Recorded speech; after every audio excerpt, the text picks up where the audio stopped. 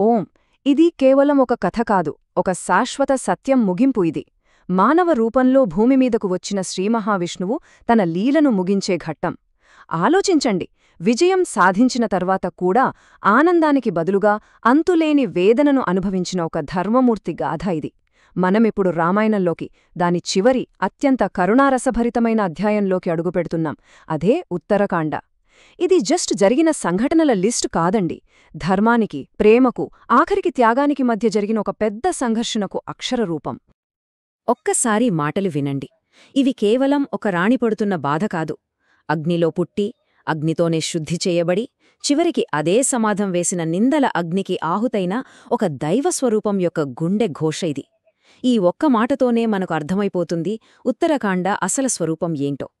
ఇది సంతోషం గురించి కాదు, ఇది అంతిమ త్యాగం గురించిన పర్వం. చెప్పాలంటే విధి రాసిన ఒక పెద్ద విషాద కావ్యానికి ఇదొక రకంగా నాంది. కానీ ఇక్కడే ఒక పెద్ద ట్విస్ట్. అసలు కథలోకి వెళ్లే ముందు మనం ఒక ముఖ్యమైన ప్రశ్నను ఎదుర్కోవాలి.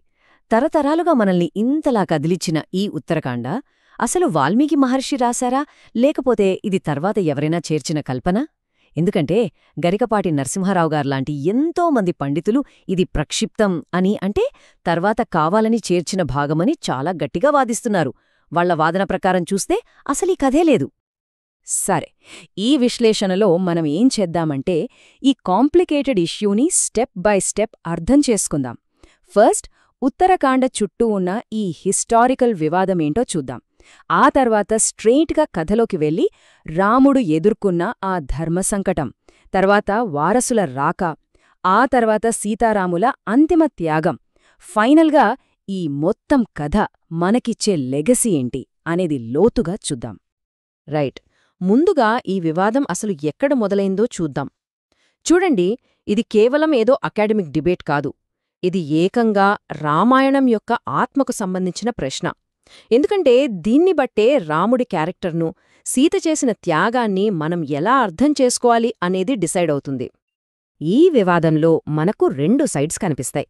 ఒక వర్గం ఏమంటుందంటే, ఉత్తరకాండ అసలు వాల్మీకి రాసిందే కాదు, ఇది తర్వాత యాడ్ చేశారు, బహుశా రాముడి క్యారెక్టర్ను తగ్గించి చూపించే ప్రయత్నంలో భాగంగా ఇది జరిగి ఉండొచ్చు అని వాదిస్తారు. ఇక రెండో వర్గం వాదనేంటంటే, అసలు ఉత్తరకాండ రేపోతే రామాయణమే అసంపూర్ణం. ఎందుకంటే సీత కథ, రావణుడి బ్యాక్ స్టోరీ, రామావతారం ఎలా ముగిసింది, వీటన్నింటికీ ఈ కాండ చాలా ముఖ్యం అని గట్టిగా చెప్తారు. ఇప్పుడు ఉత్తరకాండ కల్పితం అనేవాళ్ల వాదనలు చూస్తే అవి చాలా స్ట్రాంగ్గా ఉంటాయి. ఫర్ ఎగ్జాంపుల్, పద్మశ్రీ పులిలెల్ల శ్రీరామచంద్రుడు గారిలాంటి పెద్ద పండితులు రైటింగ్ స్టైల్లో, లాంగ్వేజ్లో ఉన్న తేడాలను చూపిస్తూ ఏకంగా 12 కారణాలు చెప్పారు. అంతేకాదు, ఏకపత్నీవ్రతుడు, అందరి మంచి కోరే రాముడు, శంభుకుడిని వధించడం లాంటి కథలు ఆయన క్యారెక్టర్కు మచ్చ తెచ్చేలా ఉన్నాయి కదా అని వాళ్ల ఫీలింగ్. అన్నింటికన్నా ముఖ్యమైన పాయింట్ ఏంటంటే, వాల్మీకి స్వయంగా చెప్పిన రామాయణ సమ్మరీ, అంటే సంక్షేప రామాయణంలో కథ పట్టాభిషేకంతోనే ఎండ్ అయిపోతుంది. అక్కడ ఉత్తరకాండ గురించి ఒక్క మాట కూడా లేదు. సో ఇది వాళ్ల వాదనకు మెయిన్ బలం. మరోవైపు, కాదు ఇది ఒరిజినలే అనేవాళ్ల ఆర్గ్యుమెంట్స్ కూడా అంతే స్ట్రాంగ్గా ఉన్నాయి. వాళ్లేమంటారంటే, వాల్మీకి ఈ కావ్యాన్ని జస్ట్ రాముడి కదా అని చెప్పలేదు, సీతాయాశ్చ చరితం మహత్ అన్నారు. అంటే ఇది సీత యొక్క గొప్ప కథ అని. మరి ఉత్తరకాండ లేకుండా, సీత కల్లి అవ్వడం, ఆమె భూదేవిలో ఐక్యమవ్వడం లాంటివి లేకుండా ఆమె కథ ఎలా కంప్లీట్ అవుతుంది? అంతేనా? రావణుడికి అంత బలమెలా వచ్చింది? హనుమంతుడికి శాపమెందుకు తగిలింది? ఇలాంటి చాలా ప్రశ్నలకు ఆన్సర్స్ ఉత్తరకాండలోనే ఉన్నాయి. పైగా స్కందపురాణం లాంటి పాత గ్రంథాల్లో కూడా ఉత్తరకాండలో జరిగిన సంఘటనల గురించి ఉంది. ఇది వాళ్ల వాదనకు హిస్టారికల్ ప్రూఫ్ లాంటిది. సరే, ఈ హిస్టారికల్ డిబేటును ఒక్క నిమిషం పక్కన పెడదాం. అసలు కథలోకి, దాని ఆత్మలోకి వెళ్దాం. ఉత్తరకాండ అంటే జస్ట్ కొన్ని సంఘటనల సమాహారం కాదు. అది ధర్మానికి పెట్టిన ఒక కఠినమైన పరీక్ష. ఇక్కడ ఒక రాజు తన ప్రజల కోసం తన ప్రాణం కన్నా ఎక్కువగా ప్రేమించిన భార్యను, తనలో సగభాగాన్ని ఎలా త్యాగం చెయ్యాల్సొచ్చిందో మనం చూస్తాం. రావణునిని వధించిన తర్వాత శ్రీరాముడు సీతలక్ష్మణులతో కలిసి అయోధ్యకు తిరిగొచ్చాడు. పట్టాభిషేకం జరిగింది.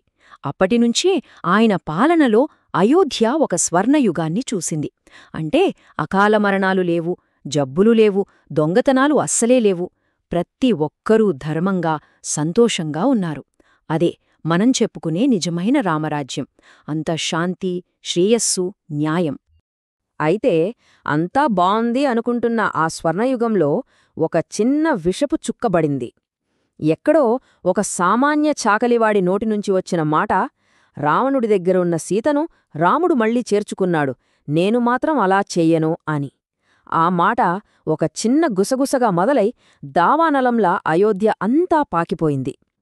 అది ఉత్తమాట కాదు, అది నేరుగా రాజు యొక్క ధర్మం మీద, సింహాసనం గౌరవం మీద వేసిన ఒక పెద్ద ప్రశ్న. ఆ ఒక్క ప్రశ్న రాముడిని నిప్పుల కొలిమిలో నిలబెట్టింది. ఆ క్షణంలో ఆలోచించండి. రాముడు ఒక భర్త కాదు, ఒక రాజు. తన ప్రేమ తన పర్సనల్ విషయం, కాని అతని ధర్మం అందరిది. ప్రజల మనసులో చిన్న అనుమానమున్నా సరే రాజుగా తను ఫెయిలైనట్టే. అందుకే ఆ నిందను తుడిచివేయడానికి, తన వంశ గౌరవాన్ని, రాజధర్మాన్ని కాపాడటానికి గుండెను రాయి చేసుకున్నాడు. కడుపుతో ఉందని కూడా చూడకుండా ప్రాణంకన్నా ఎక్కువగా ప్రేమించిన సీతను వదిలేయాలని డిసైడయ్యాడు. ఆ నిర్ణయం ఎంత కఠినమైందంటే ఆ మాటను తనే స్వయంగా సీతతో చెప్పలేకపోయాడు.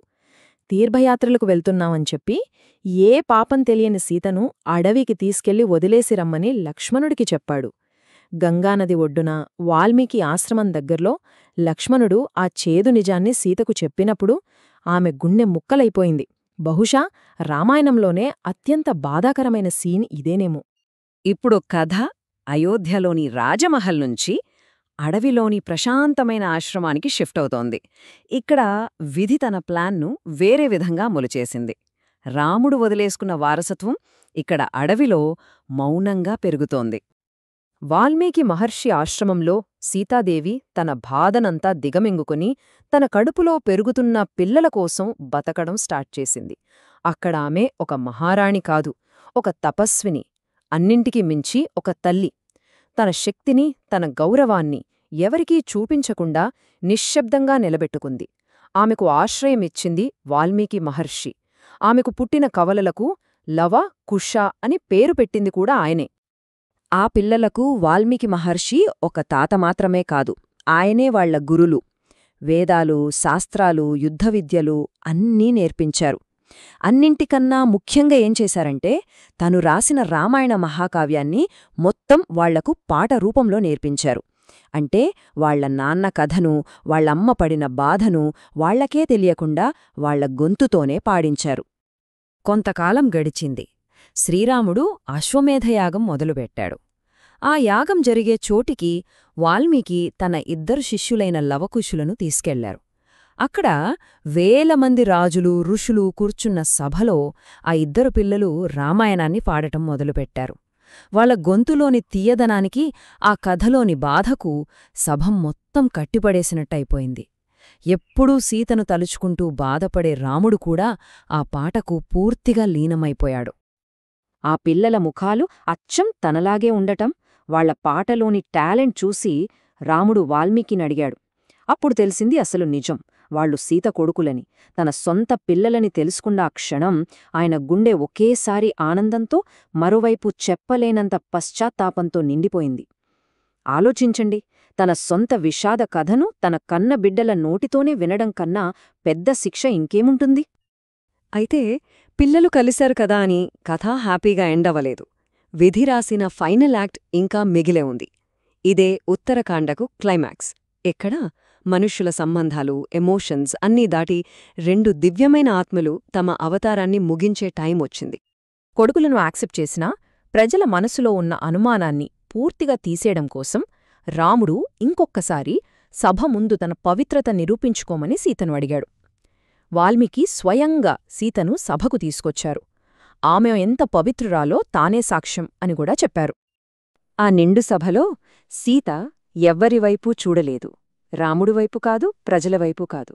ఆమె రెండు చేతులు జోడించి కళ్ళు మూసుకుని నేరుగా తన తల్లి అయిన భూదేవిని ప్రార్థించింది. తల్లీ, నా మనసులో, మాటలో, చేతలో రాముడు తప్ప ఇంకెవ్వరూ లేరన్నది నిజమైతే నన్ను నీలోకి తీసుకో అని వేడుకుంది. అది ఒక ప్రమాణం కాదు, అది ఈ లోకంతో తనకున్న బంధాన్ని తెంచుకుంటున్న ఒక ఆత్మ యొక్క చివరి పిలుపు. ఆమె పిలవగానే భూమి స్పందించింది. ఒక పెద్ద భూకంపం వచ్చినట్టు సభ మధ్యలో భూమి రెండుగా చీలింది. దానిలోనుంచి ఒక అద్భుతమైన సింహాసనం పైకి వచ్చింది. ఆ సింహాసనం మీద కూర్చుని ఉన్న భూమాత తన కూతురు సీతను ఎంతో ప్రేమగా తన ఒడిలోకి తీసుకుంది. అందరూ చూస్తుండగానే ఆ సింహాసనం మళ్లీ భూమిలోపలికి వెళ్ళిపోయింది. సీత శాశ్వతంగా మాయమైపోయింది. సీత వెళ్ళిపోవడంతో రామావతారం యొక్క ఉద్దేశం కూడా పూర్తయింది. లవకుశులకు రాజ్యాన్ని అప్పగించేసి శ్రీరాముడు తన ఈ మానవ రూపాన్ని వదిలేయాలని నిర్ణయించుకున్నాడు.